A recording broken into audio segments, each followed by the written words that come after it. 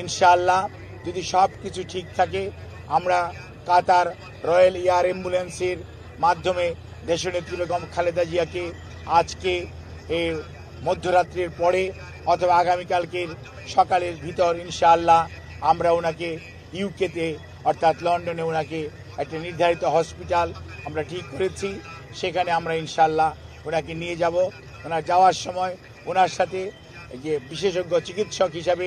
বেশ কয়েকজন চিকিৎসক এবং দেশের বাইরের 2 জন চিকিৎসক ওনার সাথে থাকবেন এবং এর সাথেও অ্যারোনটিক্যাল ফিজিশিয়ানস যারা আছেন তারাও ওনার মেডিকেল বোর্ডের সদস্য হিসাবে উনি যখন বিমানে থাকবেন যাতে ওনার যাত্রাপথ কোনো অবস্থাতেই কোনো ধরনের প্রতিকূলতার মধ্যেও যাতে ওনাকে সুস্থভাবে ওনার চিকিৎসা দেওয়া যায় সেই লক্ষ্যেই সকল প্রস্তুতি সম্পন্ন করে আমরা ইনশাআল্লাহ আজকে মধ্যরাত্রির পরে আগামীকালকে আর্লি মর্নিংয়ের মধ্যে বাংলাদেশ থেকে ওনাকে দেশের বাইরে নেওয়া হবে